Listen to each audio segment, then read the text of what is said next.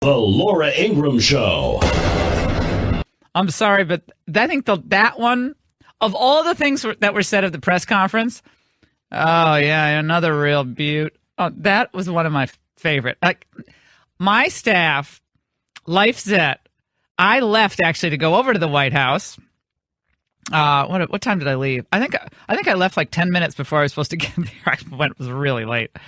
So I was going over to the White House, and all my guys, all the writers, all the producers, everyone is watching this press conference. I'm like, guys, back to work. Like, no, we're watching this.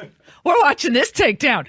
But one thing that I have to say is really rich is to listen to the people complaining about Trump's taking on fake news. They're whining and melting down today.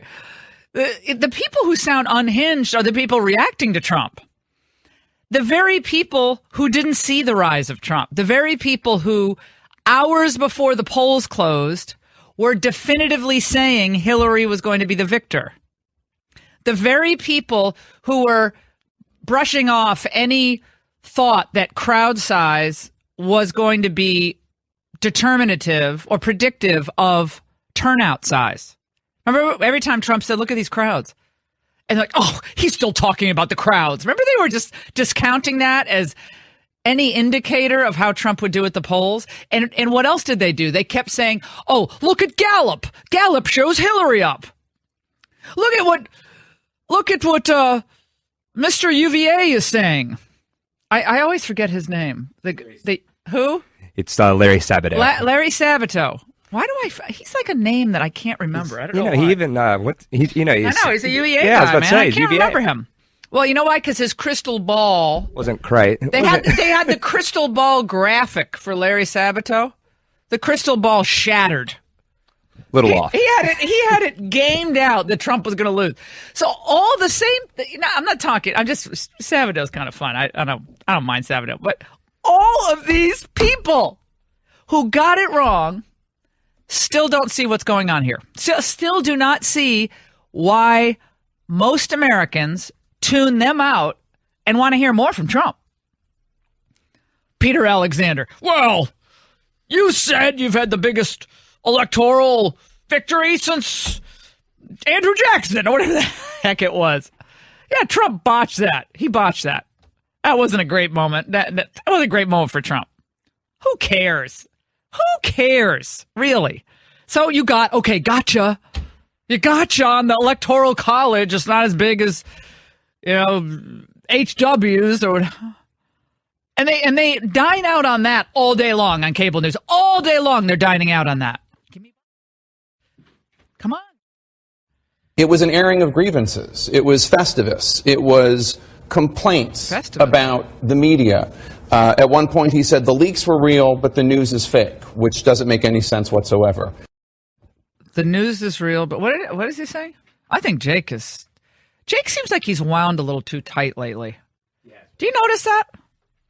He seems a little tense, Jake does. He does. There's one more bite we've got from Tapper, too. Let's hear it. Oh, we don't have it. I love that. Don't you love when you throw to sound bites and they're not there? That's always fun. Because that wasn't a long press conference or anything. We didn't have any great sound there. I said that the leaks are real, but the news is fake. I guess I don't understand. It seems that there's a disconnect there. If the information coming from those leaks is real, then how can the stories be fake? No, the reporting is fake. And if I may ask, I just want to ask. Tim, you know what it is? Here's the thing. The public isn't, they read newspapers, they see television, they watch. They don't know if it's true or false because they're not involved. I'm involved. I've been involved with this stuff all my life, but I'm involved. So I know when you're telling the truth or when you're not. Well, see, what now is Trump's on the inside, and he sees, and this has happened to me where I'm actually involved in something, and then I see how it's reported. It's amazing when you are on the inside. Then you look at some of these reports. These people have no idea what they're talking about, and to some extent, they do get leaks from this person or that person, or someone wants to put their own spin on a story. I get that. That's happened throughout political history. But the bottom line is Donald Trump is appealing to people beyond the Acela corridor.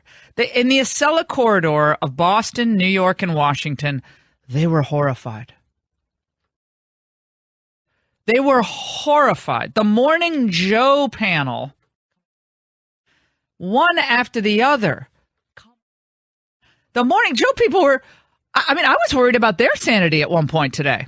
He's going to have his 37, 38% hardcore support, Mike. There's no doubt about that, Joe. There is no doubt about that. That the base of his support, whether it's 35%, 40%, they are not going anywhere. They're going to stick with him. But yesterday, the first 35 minutes of that press conference was watching a president of the United States who has lost his grip on reality. Yeah, the ending was the key part of that. He's lost touch with reality. Who's lost touch with the people? 855-40-LAURA. Who has lost touch with the people? The media, who are supposed to respond to the people? Or Trump, who actually appealed to those working class Americans in Michigan and Pennsylvania, Ohio, and Wisconsin? Now, do you think those people are sitting there stroking their chin every time Trump answers a question from fake news? Or do you think they're looking at the media and thinking, God, these guys they're not on our side. They seem to be undermining what the president wants to do. All we're hoping for is a better life. If you are a hungry child in Appalachia or the inner city, if you are an unemployed worker in a hollow shell of a steel town, that's not a president who seemed rather focused on your particular needs and wants. That's a president focused on his bad press. It was unhinged, it was wild, and I can't believe that there are Republicans and on Capitol Hill and in the White House who don't understand that might play well with the 44% of the population that voted for the president. But where's the but? Where's the rest of the bite? Where is it? He continued. He continued there. But a lot of Americans are going to watch that press conference and think, that guy is not focused on me. I don't even know what he's focused on. Right. Well, I think in the end, the American people are really, really smart. And this tax reform starts getting rolled out next week, the week after, I guess early March. The Obamacare fix is in place. I want it to be a repeal. I'm with Rand Paul on that. And we start getting this infrastructure fund going, and we start seeing these improvements to our airports and our bridges. Stock market's way up. Consumer confidence is up. Wages, I predict by the end of the year, we'll have seen a rise in American wages. We'll start seeing our sovereignty, getting it back from our lax border enforcement. What does the media say? See, on the substance, they can't argue with him. They really can't. They'll have a little gotcha moment here or there, as they did yesterday. But on the substance of what he wants to do, which is his strength, they don't have much to say. Do you notice that? They don't have much to say. I've heard the word terrifying used, and I think that's basically the impact. I mean, imagine watching this in Berlin, imagine watching it in London, imagine watching it in Paris, imagine watching it in Peoria. You realize that this is the man in the most important and most powerful job on earth. Well, imagine them in Paris, imagine them in Berlin. This is like a Dancing in the Street song. I was half thinking Dave Bowie and Mick Jagger were going to start singing. Imagine them in Berlin. Well, you know what I imagine? I imagine America back to work. That's what I'm imagining. I'm imagining a president who doesn't take the obfuscation and the bias from the media sitting down. That's what I'm imagining. I'm imagining more Americans who see through the headlines that are false and phony. That's what I'm imagining. And I think little by little, we're going to see this movement, this populist movement that is conservative at its core, broaden and expand. Trump's always going to be a bit of a brawler. He also talked about he wants to unite the country early on in that speech yesterday. He wants the country to be united. He realizes what he's up against. He's up against an old guard in Washington that doesn't want change. He's up against a dominant media culture that despises him. He's up against leakers who have to be rooted out. He gets that. He understands that. And I dare say he was having a little fun yesterday. I was worried at the beginning. Let me tell you what I didn't care for at the beginning. I don't like it when he looks down and reads. I'm not wild about that. You know, they have a new communications guy in there who's going to be more of an organizational person, according to Sean Spicer, that was tweeted out by the New York Times today. And Sean Spicer told me on the record that he's this guy Dubke, Mike Dubke, I think Mike is his first name. Drew knows, I'm sure. That he is, he seems like a little of an establishment guy to me. But I'm willing to see what he does. But for Spicer, he says, look, this is Trump out there having fun. I wouldn't be looking down though. I like Trump looking forward, not looking down. But he has to get through some of his prepared remarks. They were a little long for me. I think they went on too long. And then he does the interjections. I would have had Trump on one message. This is what's wrong with the labor regulations, labor rules. This is what we're going to do to get Americans back to work. And this is the man, Mr. Acosta, who's going to help us do it. And now we'll take questions from the press. I would have kind of kept it short, but they wanted to go through and do a recitation of what they think their first 4 weeks have meant and what they've accomplished in 3 or 4 short weeks. So that's what he wanted to quickly breeze through, but it went on a little long. So I wasn't wild about that part of it. And I think he was it seemed a little negative early on, but then, see, I was sitting at the White House. I should have just walked into the briefing room. I don't know why I didn't walk in. I should have. I was working. I was like, talking to folks and stuff. But I wish I had gone in and kind of seen the press faces. I should have done that. Why didn't I do that? But I kept thinking it's going to be over any minute. So I'm sitting there waiting, like it's going to be over any minute. Kept going. And then I realized I missed all the fun. A lot of the funny stuff happened toward the end. So aren't you concerned, sir, that you are undermining the people's faith in the First Amendment, freedom of the press of this country, when you call stories you don't like fake news? Why not just say it's a story I don't like? I do that. Call it fake news. No, I do that. Undermining confidence in our news media. Here's the thing. Isn't that important?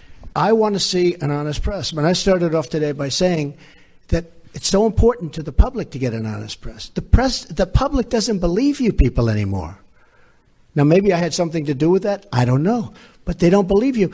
If you were straight and really told it like it is, as Howard Cosell used to say, right? I would be your biggest booster. I would be your biggest fan in the world, including bad stories about me. One thing I've got to say at that point, he has people all over the country going, yeah, you tell him. But he has the producers and the cable hosts and the political consultancy class who have dined out on this establishment's cozy relationship with the media. He has them all at Twitter. Oh, they're at Gene Robinson from the Washington Post. This is scary. This is really scary. No, it's scary. A press that gets it so wrong year after year and that still believes that. What's scary is that they still believe they have any credibility. They wouldn't in any other profession have credibility if they've gotten it wrong year after year after year. If you miss your numbers year after year after year in business, you don't have any credibility. You lose your credibility. If you don't put points on the board as a professional athlete, if you're playing on offense, you put no points on the board, you lose credibility as an athlete. But these people think that they should get it wrong year after year and never lose credibility. 855-40-LAURA. What'd you think of the presser? What'd you think of the press conference? Did you see bits and pieces? And Trump said he inherited a mess, a real mess. What does that mean? What kind of mess? And is he the man to clean it all up? Don't go away. 855-40-LAURA. Donna, Arizona, line 2. Everybody be quick. On a Friday, we have lots of great guests coming up. Donna. Thank you for taking my call. I just wanted to tell you that you're spot on about Trump support.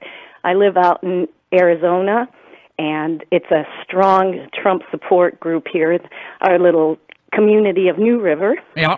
And one day I was listening to the radio while I was driving to a Mesa, Arizona rally for Trump. Yeah. And you were describing the evening you were walking through the forest. Oh, in Virginia. The rally. Yeah. And it was just unbelievable. But while I was sitting there, you were asking everybody if they were going to suit up and support Trump.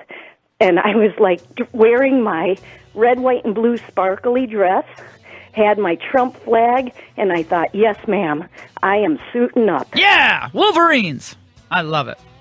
Donna, Wolverines is from Red Dawn, if you don't know. That's my secret call to all of you who are suiting up to victory for the American people and the American worker. Donna, I love that story. I appreciate it. Everybody be patient. I'll get through your calls. Peter King's going to stop by and a lot more. The media in a total meltdown over yesterday. I'm doing fine, Laura. I'm sitting here watching this Russian spy ship. Hope they don't shoot at me, you know. So. Right at the coast of Long Island. Anyway. I've got to say, Congressman, one thing, I've got to say what I'm really enjoying. I was over at the White House yesterday, and it was in the kind of the middle of the press conference. It was fun to watch the faces of the people as they came out. It was, wait a second, we've always been able to monopolize the news feeds and the flow to the American people of information. It seems like now we're being fact-checked. So I think they're all fact-checking Trump in real time, which is fine, and let them do that. They can do that. It's their role. But then he's kind of fact-checking them back on their own credibility. What did you make of the presser yesterday? You know, I'm one of those guys. I thought it was good. I thought it was really great to see a real person up there who's not going to take any nonsense from these, supercilious, pompous people who take themselves so seriously and, somehow, the moral judges of society. I mean, it's great that he goes after them. And, the fact-checking, like the fact that George H.W. Bush got more electoral votes than he did, that stuff means nothing. I mean, I'm old enough to remember every time Ronald Reagan held a news conference, they would afterwards go through like 11 facts that he got wrong. But the American people like the overall message. They like the points he was making. And the incidental facts, they really are. Does it really matter whether George H.W. Bush got more electoral votes than Donald Trump? No, it doesn't. What he's trying to say is he won probably the greatest upset in American political history. And that's what American people know. And just the fact that he shows that he's in command, he's not taking any nonsense from them.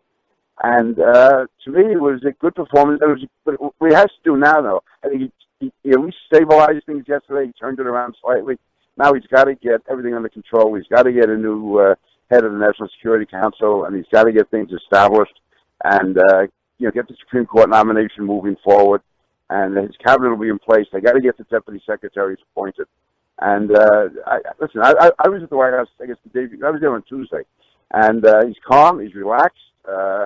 We talked about everything from General Kelly to the New York Mets. I mean, he's, I'm sorry, General Flint, the New York Mets. Also General Kelly, who I think, by the way, is going to emerge as one of the stars of this administration. Oh, he's awesome. Homeland Security. No, I adore him. Not to dwell on the press conference, but I think what it does, again, Congressman King, is it reminds us of the great divide between the Manhattan, Washington, Boston, L.A., San Francisco elite class and the working class people of the United States, including the Long Island folks. Remember that big Long Island rally for Trump last year? That was massive. And those people have been saying, you know something?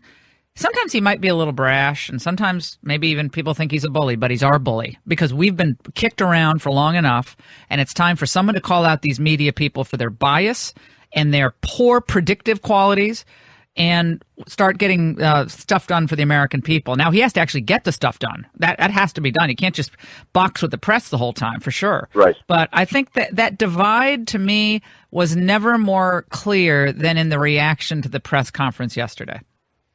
Yeah, it's funny you say that. Like, my district on Long Island is only 34% Republican. It's 35% minority, and it's pretty much low-income minority.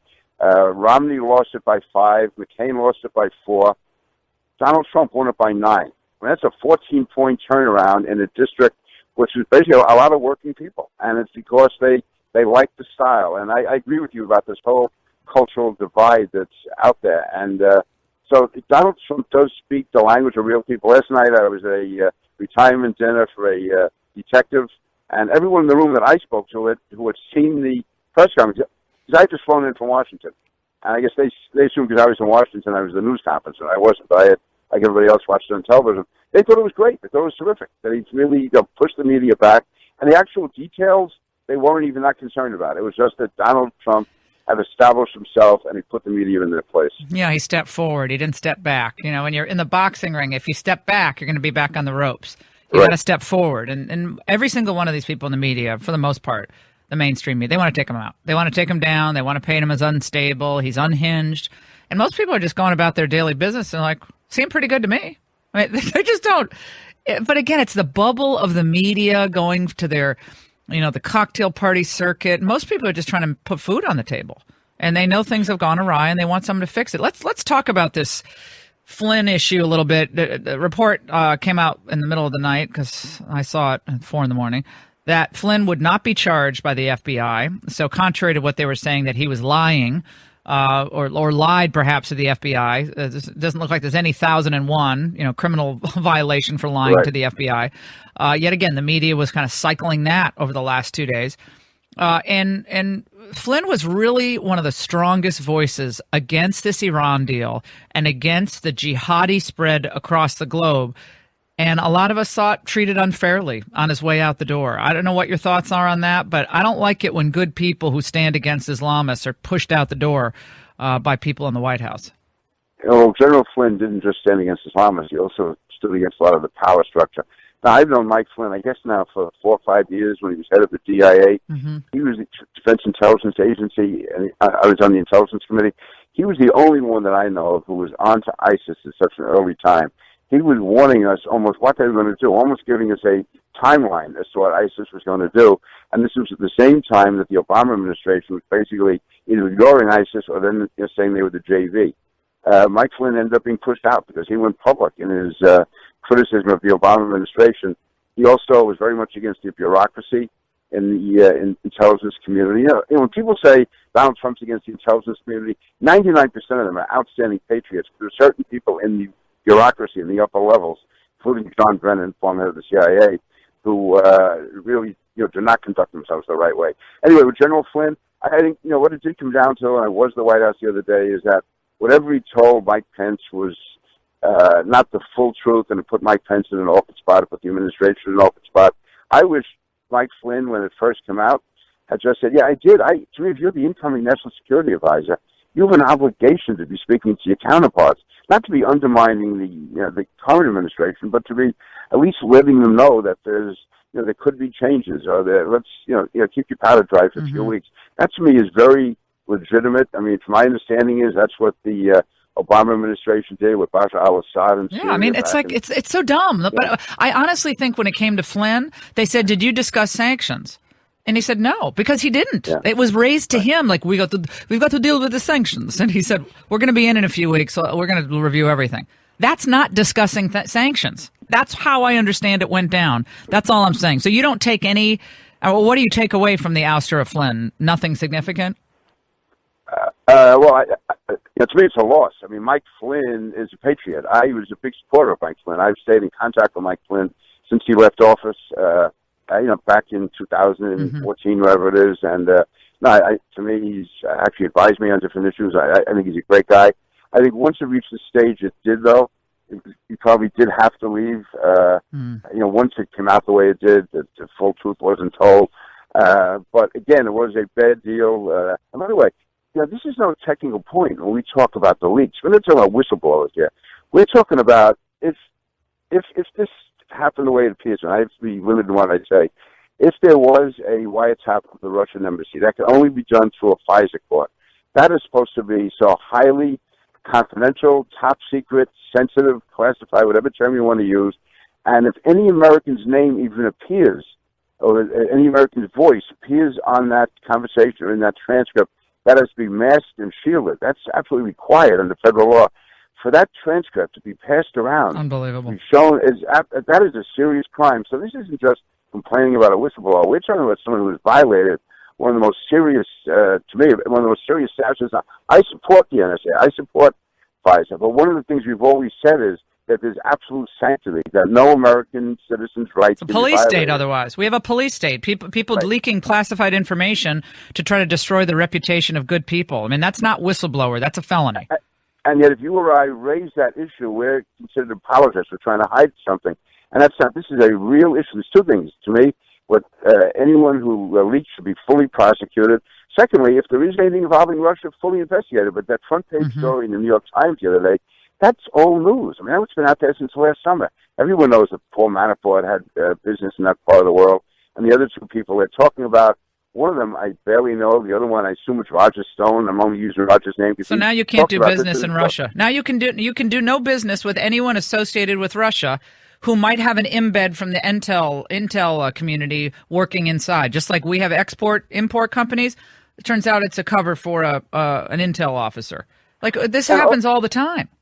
And also, in the world in which we live today, Laura, you take half the luxury apartments in New York are probably being bought up by Russians and exactly. China. I'm not happy about that either, by the way. No, I'm not either. That's the world we live in. This isn't the world that I grew up in, but that's the way it is. Yeah, I want to go back to the Italian neighborhoods and I liked it when Little Italy was more than like a half a block, Congressman. That's my old time in New York. I like that. The whole thing. Yeah, I grew up in Sunnyside, in Irish neighborhood. We had the Celtic bar next to us. Oh man.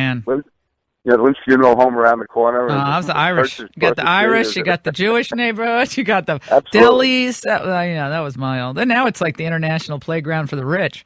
Congressman, the thing is, if you're in business today, you're going to be dealing with Russia, you're going to be dealing with China, and so this is going to happen in any administration when successful people are brought into a cabinet. They're going to be able to show they've had contacts with people from Russia. That's going to exclude everyone. We're really, limiting ourselves. And yet, you're hearing from very esteemed journalists and even whispers from the Democrats that what the attempt here clearly is to delegitimize Trump by painting him as insane, out of control, and on the road to impeachment. I mean, this is the rumblings that we're hearing. There is a coordinated effort with George Soros money, with the Democrat activists, with David Brock, with some of the top Democrats to lead the road to impeachment. What's your reaction to that? No, I think they definitely have that in mind. I think that's definitely what they're looking for, and that's why it's important for President Trump to get this administration moving. And he has to realize, my only advice to him, he doesn't need it because he got elected president, but if he could be a little more careful on the facts, only because they're going to jump all over them. And that's all. Don't have the unforced errors. But again, I think yesterday's news conference was a big plus for him.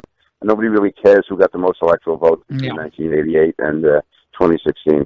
No, in the end. So is House Oversight going to look into Russia? Senate going to look into Russia? Is this going to be the next Iran-Contra? I mean, what's going on? The Intelligence Committee under Devin Nunes, we've been trying to look into this now for several months. We're trying to get all the information from this that the CIA and the intelligence community had to make that conclusion that they did back in January, that the Russians were tilting toward Trump. And that, to me, is where it should be. So far, there's been nothing. Even in that New York Times story, buried in the middle of the story, says that there's no evidence of any criminal activity or collusion. Well, then what's the story? I mean, everyone knew that Paul Manafort did business over there. So let's see. And he left to last August. So to say that Paul Manafort talking to somebody in Russia swayed the election, but again, if this is the type of thing, if it was the other way around, it'd be McCarthyism, it'd be smearing, it'd be character assassination. Instead, it's enlightened journalism by those phonies of the New York Times. Yeah, you won't give them a chance. They won't give him a chance. No, they're not going to give him. They're not going to give him any chances. That is such a rag. I ruined my day by even thinking of it. Well, Congressman, let me know when I can come up there and hang with the peeps up there in Long Island, because I like the Long Islanders. They're good people. A lot of good working class people of all backgrounds, and closer to the people I grew up with and the people down here in Washington. So I'll take you to Seaford and Levittown, Lindenhurst. You'll love it. Oh my gosh, I'm coming with you for a campaign event. Let's do that together. Terrific, absolutely, my pleasure. All right, we'll do it. Congressman Peter King, Laura, thanks so much. We appreciate it. You too. We'll take a break on the Laura Ingraham Show. Close it out. The rating of the the rating of the press conference yesterday. What do you think? How did it go? Don't go away. Yeah, selfishly, he's got an amazing power right there to just pick an item from time to time and just blow it apart. He goes, and one of my favorite things he would do one day would be, look, jobs, you guys lie about jobs. You don't even understand economics. Real jobs don't get created in Washington. All these politicians say they're going to create jobs. I'm trying to destroy Washington's ability to destroy real jobs and real wealth across this country. And real wealth, exactly. Yeah. And just flip the narrative. He's already done it to unions. He's already done it to the black community. He can flip the Democratic Party out the door with all these stupid lies that they've been telling. I love it. You know what, Greg? Greg, you know why that's good too is because it helps achieve what ultimately we want. We want that by 2020, when 2020 rolls around, we want Donald Trump to be in a position to have a Reagan 1984 style landslide. Because you don't change the world by winning the electoral college but not the popular vote. We want him to win the electoral college huge and the popular vote big. Landslide. And how do you get to a landslide? You got to really broaden out this coalition. Well, yeah, the Republican establishment wants everyone to know what they're really hoping for here is a gradual Pence takeover, a gradual move by the establishment into the West Wing, and the craziness of Trump is just going to ultimately be pushed to the side. How many of these people, like Joe Scarborough, were consistently right? How many, like Joe Scarborough, were consistently right during the election? I mean, because they're right now, correct? Their commentary is right on tap, right. It's straight now, right? That was August 2016. Oh, Joe Scarborough basically predicting Trump was going to lose. And we could play bite after soundbite after soundbite after soundbite from him and Mika and all these other characters they have on their show, the soothsayers on CNN, the geniuses on CBS. We could do that all day long. We should just do that, actually. Let's do that for one show. Let's just play all of their old sound bites, one after the other. And Trump talked about CNN, which, of course, CNN kind of likes it because if Trump doesn't talk about CNN, no one else is going to talk about CNN. The tone, Jim, if you look, the hatred. Acosta. Sometimes somebody gets, well, you look at your show that goes on at 10 o'clock in the evening. You just take a look at that show. That is a constant hit. The panel is almost always exclusive anti-Trump. The good news is he doesn't have good ratings. But the panel is almost exclusive anti-Trump. And the hatred and venom coming from his mouth. The hatred coming from sorry, but it's funny. Other people on your network. Now, I will say this. I watch it. I see it. I'm amazed by it. And I just think you'd be a lot better off. I honestly do. The public gets it, you know. Look, when I go to rallies, they turn around, they start screaming at CNN. They want to throw their placards at CNN, you know. I think you would do much better by being different. Well, I think he's right. I've got to say, I think he's right. CNN would do better if they just played it more straight. They'd do better. But Jeff Zucker's not going to do that. You see old Jared went over there and lectured them over at Time Warner? He either paid a visit or they visited him, and there was a big story in the New York Times today about how Jared Kushner complained about the coverage on... I'm of two minds of this because, you know what I want Trump to do at 10 o'clock at night unless there's a national emergency? I want him to rest. I'd like to throw out all the TVs from the White House. Just throw out all the televisions. Just no TV. That's not realistic. There's TVs in every office. TVs in every office over there. You know what I forgot about is how small that West Wing is. It was so funny to be there. I mean, I haven't been there since 2006, 2007. And it was funny because last time I was there, it was during the lead up to the debate about the border fence. And Bush didn't want to sign that border fence bill. Didn't want it. And he ended up signing it. Didn't want it though. It's not, everything comes full circle. It was fun to be over there though. I like a walk down memory lane. I'm like walking down to the conference room and saying, oh God, I remember this. And, because I worked there as a kid. So now I see all these kids walking around there. And it's weird. Do you know how you go back to a place you haven't been to in a long time? And then a place you were when you were really young and it looks different. It looked bigger to me. It's like when you go to visit your old elementary school and you're like, as a kid, it seemed like it was huge, right? Yeah. And then you go back and say, oh my gosh. It was weird because, I was 22 years old. I'm now like 32. And to go back and walk those halls and then leave, and my old producer Julia's over there, and I said in front of everyone, when Julia came to work for me, she was a liberal. She left as a conservative. You got to send all people over to work for me. They all leave as conservatives. They learn something. Oh my God, they were all howling. It was hilarious. But I said to Julie, Julie, it's like you're a little birdie. You're like my little chick, and you've gone and you've flown the nest, and I'm seeing you fly all on your own now. I love it. Oh, I teared up though. It was cool. And it was weird. Then I walked out. I'm not going to tell you why I was there. No, I'm not going to tell you. But I walked out of the side door that goes toward the old executive office building, and she walked me out, and she said, "It's great to see you, and it's always great to see you." And I walked by myself just down the West Executive Avenue, and I just looked around. I was like, "This is so." I mean, it's incredible that Trump won. It's incredible to be here all those years, 30 years after Reagan. I worked in the White House in 1987. 30 years ago. Yes, I've just told you how old I am. Now ask me if I care. I'm actually going to tell people I'm 62, because then people say, you look great for 62. I would never tell people I'm younger, because then they're like, you don't look very good for your age. But if you tell people you're old, they're like, wow, you look good for 62. But it was, I don't know, I got very nostalgic being back there. Sometimes you get a little nostalgic. It's okay. But I digress. We have a lot of people on the line who want to get into this conversation about the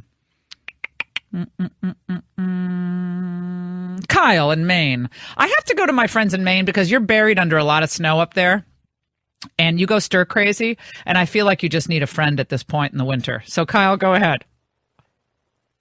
Yeah, that is true. We're buried under 3 feet of snow. Oh my God. So I watched ABC Nightly News last night, which I normally don't. Because oh God, you're the only one watching that. Yeah. No, this was a one-time out of since probably 2 years ago. But I watched one of the reporters and listened to the dramatization about the press conference yesterday, and it's just incredible.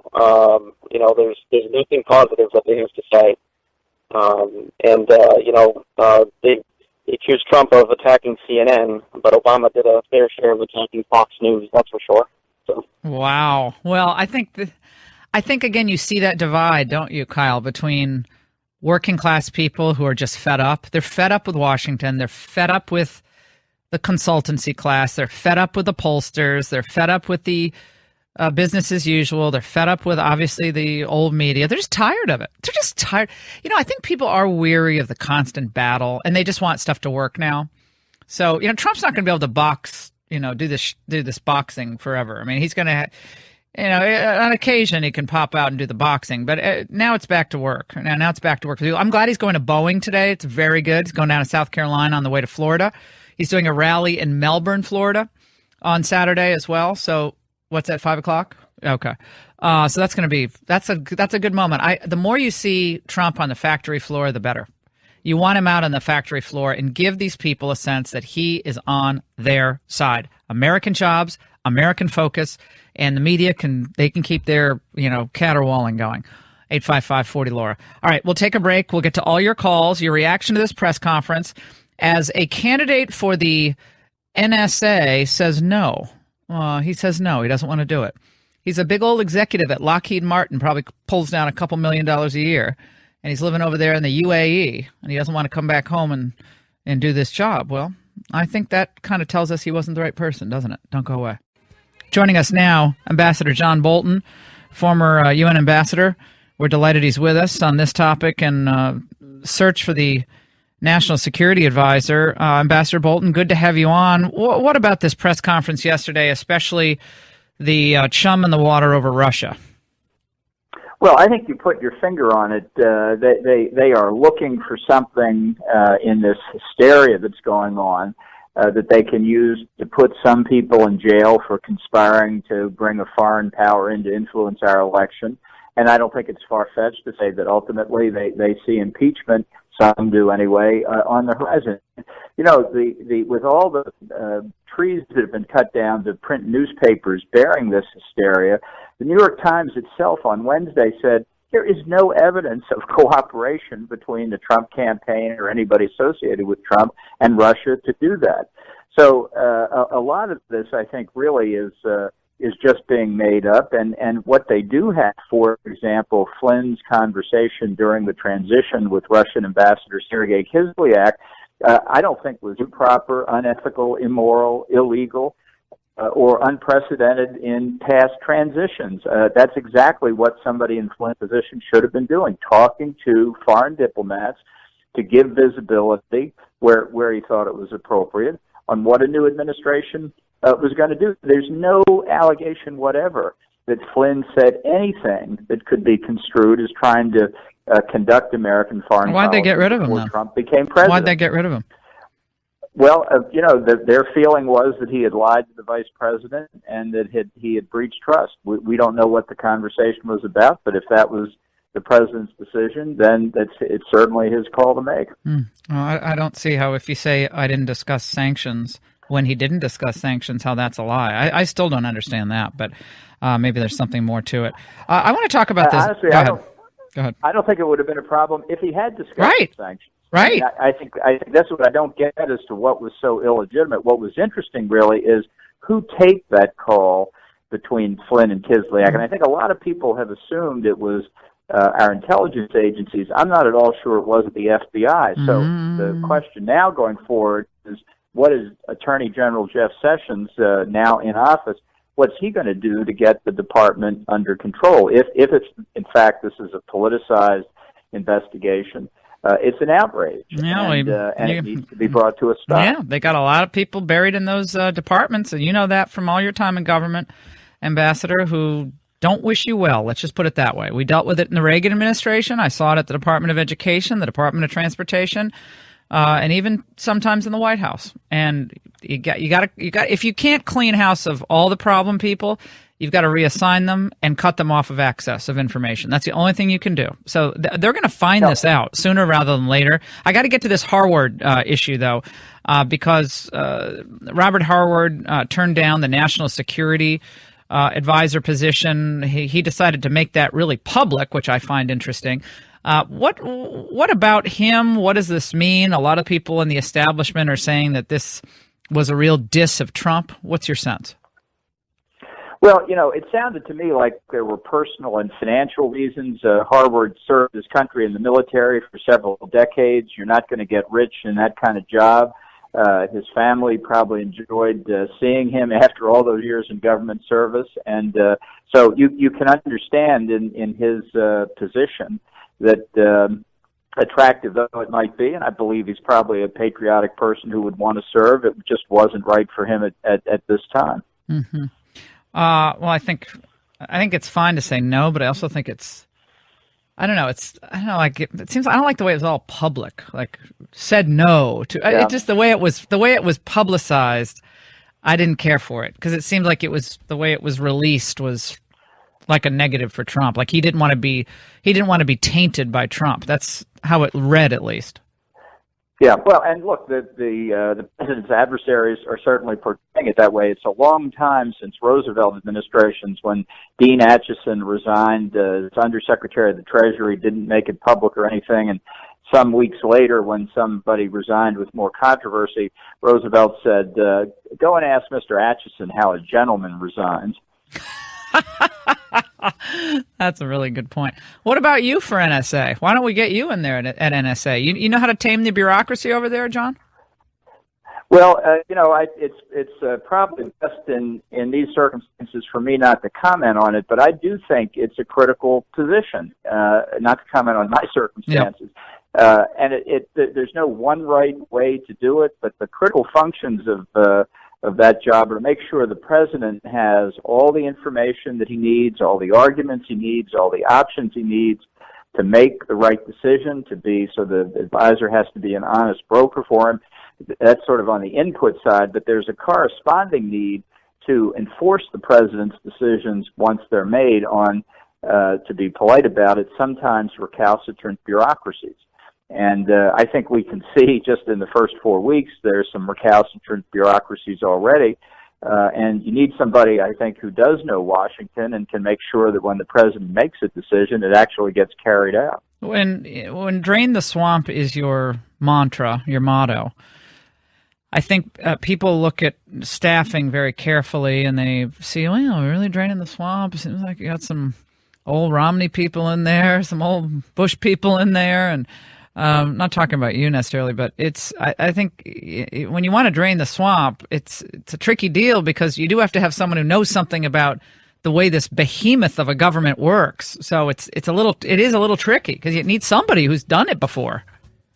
Yeah, well, I do think that the right kind of qualifications for that job include not only the ability to handle all of the international issues that you're going to be confronted with, but also knowing the politics of Washington. That if you go in kind of naive and virtuous, unfortunately, you can undercut the president by your lack of experience. Bingo.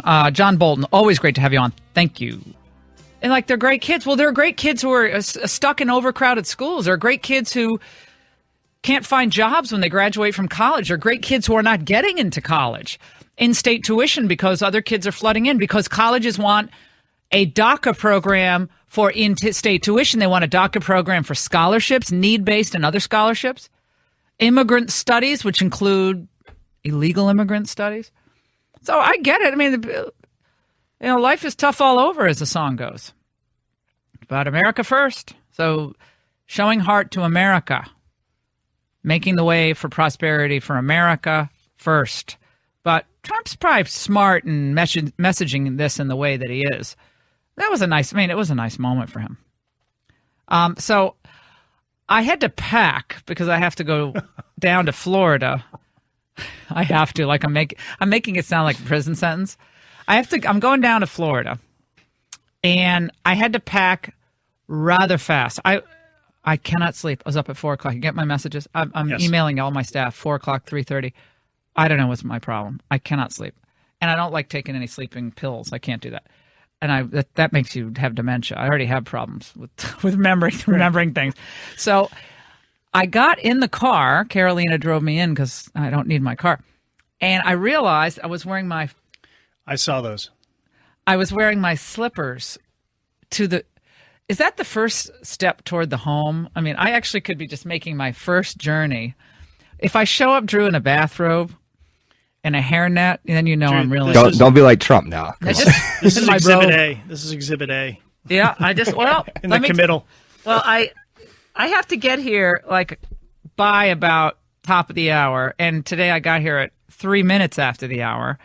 4. And 4 minutes after the hour, and I had to take a shower, and I didn't have time to dry my hair. This is the saga of a single mom with 3 kids and 3 jobs. That's all I'm going to say. I'm not whining about it. It's great. The struggle is real. It's a struggle, as Michelle Obama would say. It's a struggle. How's their wall, by the way? How's the wall going in front of their house over in Calorama?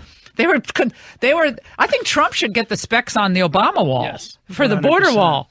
See how many people. Did you see their prototype? Do you see their catapulting bales of marijuana, like in one of those Roadrunner Wile E. Coyote catapults that they do on the Looney Tunes? I'm glad you clarified that. I thought it was people being launched over. Well, then that's next. Right. That's next. They're going to have the cannon where they put the small people in the cannon and you shoot them over the border. I mean, but didn't that catapult, that picture of the catapult, put that up on our Facebook page. Acme Catapult Company. Didn't it look like 100%. The kaboom, like when the Roadrunner will push the bomb and it go Acme Bomb Company. It looked like one of those cartoon catapults. And they're just, imagine if you're just walking along, maybe going on a nature walk, and all of a sudden, and you look what I found.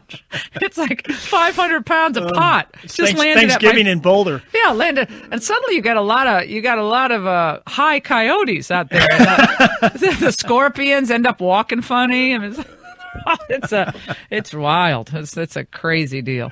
But the slippers, it's an issue. The struggle's real. Carolina says to me, "Did you bring any other shoes for the weekend? Any shoes that you're going to wear over the weekend?" It's like, oh my God, I can't believe I'm wearing my because shuffling off. Well, because I have my boot. Well, I'm supposed to be wearing my boot, but now my boot goes from my right foot with a hairline fracture. My left leg is now hurting from wearing the boot. Yeah. So now I'm bootless and both feet hurt. Full scooter. I'm going for what are they called? The Rascal scooters? What are those that they use at Disney World? Yeah. I want the Rascal. I want the 360 turnaround Rascal. With the big gulp can holder. I want the slot for the big deep fried drumstick I want the slot for the big deep fried drumstick. Do you see those people walking around with the big old drumsticks? Yes. And it's like it's like an old emperor, like walking around with a drumstick, and then they're like, "Mommy, could I get the 20-ouncer?" Right. What? Endless refills of soda. No. And then half the people, I get them mixed up for the characters. You know, the big bellies. Right. I'm like, wait, weren't you? Are you the dancing bear in the? Hey, Yogi, come here. What is it? Where's the bear exhibit called? Oh my God, Raymond needs to be here. He's only been to Disney like 47 times. The bear exhibit. I can't remember. All right, we got a lot of people calling in. By the way, I have a report about Jimmy. Jimmy's been at reform school. My dog has been at reform school now for 1 week. He's missed terribly. Did they close the school? Oh, I have gotten threats. Brian Kilcommons has called to threaten me several times. He said he did have to wear a muzzle. I said, well, we got people in Capitol Hill who need the muzzles. Give them to me and I'll walk them up to Capitol Hill. He said he had to put a muzzle on him a few times, but he seems to be getting along with his giant Mastiff. Pete, you love big dogs? I do. Brian has a dog, Sam, that weighs 120 pounds. Okay. Small compared to your Smaller standards. than Francine was, Yeah, Francine was a Great Pyrenees. She was about 152 pounds, stood 5'10" on her hind legs. Shoulder to shoulder. Sweet yeah, dog. Shoulder Sweetest to dog shoulder. ever. Yeah. But they were worried about Jimmy getting along with the Mastiff. But now Jimmy's very submissive. He looked at that. He's like, I ain't fighting with that. I'm not messing with that. I'm not going around with that Mastiff Sam. Jimmy's like, hey, let me lie on my back. So we have a update from Brian. So we need to get you a giant breed dog. I think Jimmy, well, Annie's pretty big, but she's slender and she's meek. Yes. She's very meek. She's Sweet. She's a sweet dog, but if you drop a book, you might as well have thought oh my God, I dropped the remote. Kaboom. I dropped the remote today in my bedroom and I was getting ready because I couldn't find it. You know, you lift up the bed coverings and it goes flying across the room. Went flying across the room. Yeah, my own catapult. Annie jumped up like I had someone just whipped her with a whip. She was like, my God, you like give me a heart attack every time you drop something. And your dog would just be like, give me another half a side of beef and I'll be fine. Let's go to poor Skylar. I don't know this DACA comment. Does DACA comment worry you from Trump yesterday? Then I hear that Acosta over at Labor, not there's concerns of him. He's a Cuban.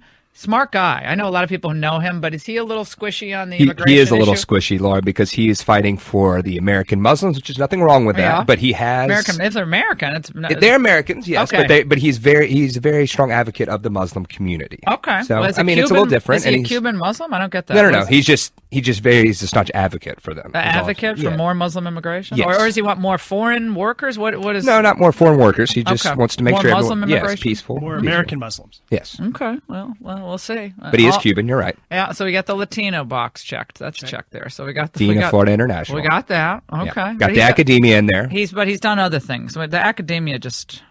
Sharon in Texas. That's okay, Obama-esque. Sharon, I'm going to hold Trump accountable on the DACA and everything else, and you're not going to. To quote Jeb, you're not going to round up 3 million people and ship them out of the country. But Obama said the people had to go home. Obama said they had to go home.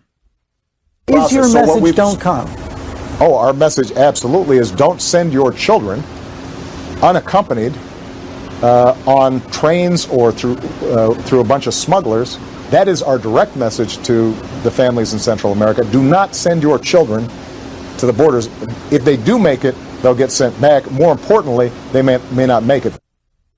Yeah, and he said it there, and he said it one other time. There's another quote also where he said that. They're going to have to be sent back, except none of them have been sent back. Has a single person been sent back? You see how people are sick of this?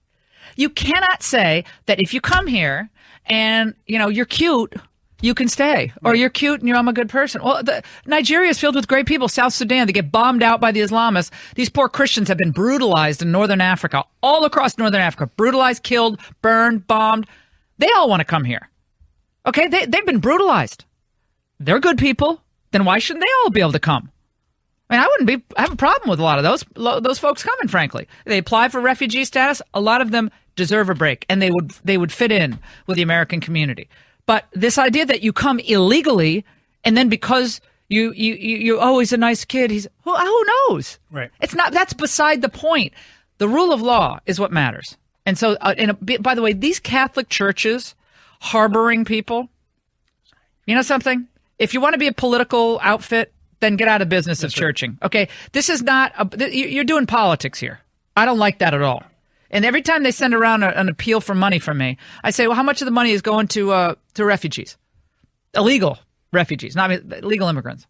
They never get an answer. It's funny, they stopped calling me. Right. I said, really, how much of the money is going to resettlement of illegal immigrants? Person's like, God, I'm just paid $9 an hour to make these calls to try to get the money. Can you just let me go? It drives me crazy. Sharon, I'm sorry, girl. I took a long time to get to you.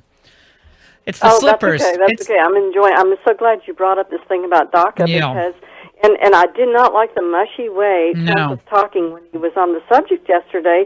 And by the way, these are not all children. A lot of them are men, teens, 20s, 30s, men. And I don't like the mushy way he talked about it. And he said, oh, I have children and grandchildren too. Well, who cares? He had children and grandchildren 18 months ago when he first said he's sending them home. Right. Well, I agree with you. I think we have to be very clear that we are a country with laws, and the laws apply to everyone. So whether you're a nice person or not a nice person, or you're tall, you're short, you're from Central America, you come from Bulgaria, if you're here illegally, you've overstayed your visa, or you walked across the border, you came on a boat, you're here illegally, it doesn't work. It doesn't fly that way. It doesn't work. I agree with you. It sounded a lot like compassionate conservatism, George Bush style to me. I don't like that.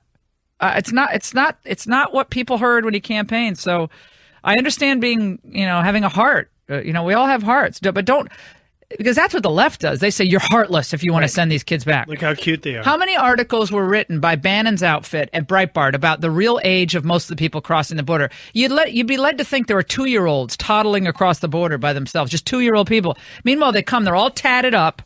A lot of these people tatted up with gang tattoos in the detention centers. They're 15, 16, 17. We don't know what the background is. They have a piece of paper said, this is my contact in the U.S. We don't know if some of them have been human trafficked or they're plans for human trafficking or they just want to come to work. I'm sure a lot of them do, but you just can't trust that. Right. It's ridiculous. And it's unfair to the legal immigrants who are also good people. 855-40-LAURA. I don't want to rant and rave on this, but what I love when Trump said, they're going to say I ranted and raved. I know what you're going to do. You're going to say that I ranted and raved, and I know I have your number. I have all your number, and I'm not ranting. I'm having fun. That was funny. You're going to say I ranted. What did they do on Morning Joe? He ranted and raved. I'm like, he said you were going to say that. So it was kind of funny that he called them out before the headlines. I think we should check on Jake Tapper, though. And they say Trump's unhinged. If their ratings keep going down, when Trump says, look, you'd get better ratings if you actually were fair. But the ratings keep going down. Then what does it say about them? We'll take a break. Coming up, Jimmy at Reform School and what you can learn about your dogs with problems from Brian Kilcommons. Get your calls ready because a lot of you flood the lines and then you can all not get in. So be very prompt in how you call us on that because Brian will be joining us shortly here on the Laura Ingraham Show. Also, Kellyanne Conway is going to stop by inside the Trump White House. Is it all chaos and disruption or are they getting into their groove? Don't go away. We better tax those remittances. That money that they send out of the country, they've got to tax that money. But they say each illegal alien is a lifetime net cost to taxpayers of $74,000. It's a lot more than that. I think that's a low ball. $74,000? The public school cost? And I think that's... But yeah, so it ends up, if the wall stopped only 9 to 12% of the illegal crossers over the next decade, it would pay for itself in 10 years. That's a hell of a payment plan. That's a joke. That's awesome. If this is correct and it looks pretty realistic,